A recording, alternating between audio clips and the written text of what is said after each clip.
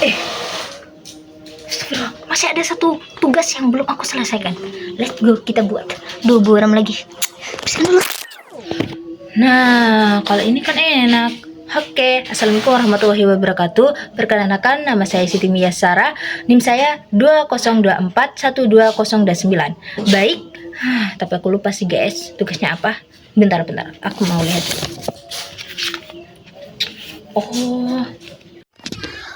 Oh, tugasnya membuat video tentang materi yang terkait.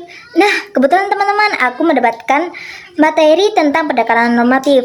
Apakah teman-teman pernah dengar? Nah, kalau pernah dengar, ya bagus. Kalau belum, yuk dengerin. Oke, baik. Di sini aku akan menjelaskan secara ringkas dan jelas. Semoga teman-teman paham ya. Baik, let's go dan lanjut. Go.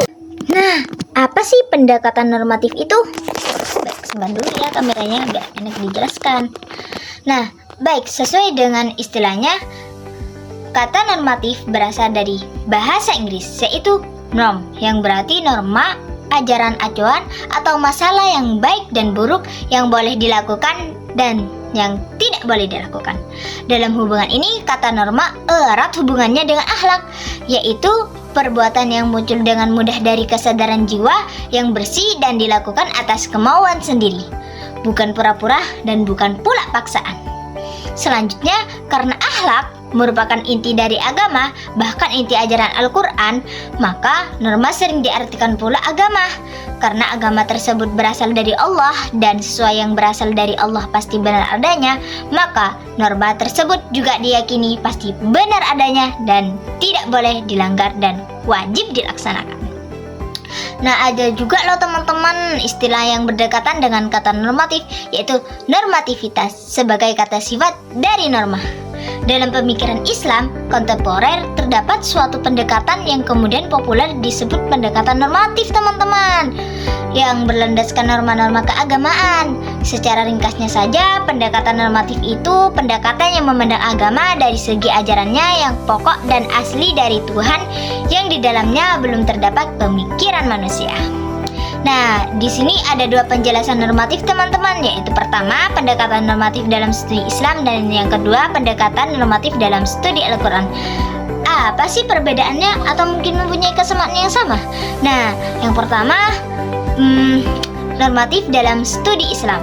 Baik, langsung saja.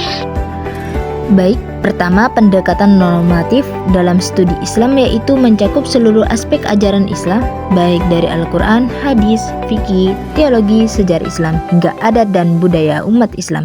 Pendekatan normatif dalam studi Islam berfokus pada bagaimana ajaran-ajaran ini seharusnya membimbing perilaku individu dan masyarakat. Nah, norma dari berbagai sumber, tidak hanya dari Al-Quran, tetapi juga hadis, ijma, dan qiyas. Dan sumber-sumber hukum Islam lainnya digunakan untuk mengembangkan panduan normatif bagi umat Islam.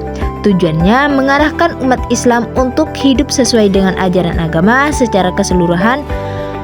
Dan pendekatan ini tidak hanya membahas aspek ibadah, tetapi juga mencakup aspek sosial, politik, ekonomi, dan moral dalam Islam.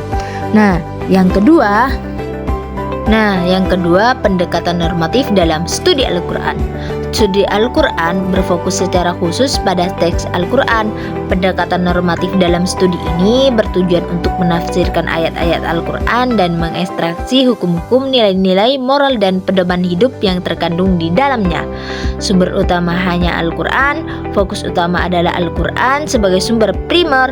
Meskipun hadis dan sumber lainnya dapat digunakan untuk mendukung pemahaman, pendekatan ini berupaya memahami bagaimana ajaran Al-Quran harus diterapkan. Nah, tujuannya menentukan bagaimana teks Al-Quran seharusnya diimplementasikan dalam kehidupan sehari-hari umat Islam, baik secara individu maupun kolektif. Ini melibatkan penafsiran ayat-ayat Al-Quran sesuai dengan konteks masa kini sambil tetap berpegangan pada prinsip-prinsip dasarnya. Nah, pendekatan normatif dalam studi Islam itu lebih luas teman-teman, mencakup berbagai sumber ajaran Islam selain Al-Quran.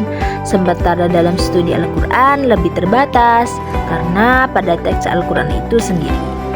Nah, Studi Islam mencakup berbagai disiplin ilmu Islam, sementara studi Al-Quran berfokus pada penafsiran dan aplikasi ajaran Al-Quran.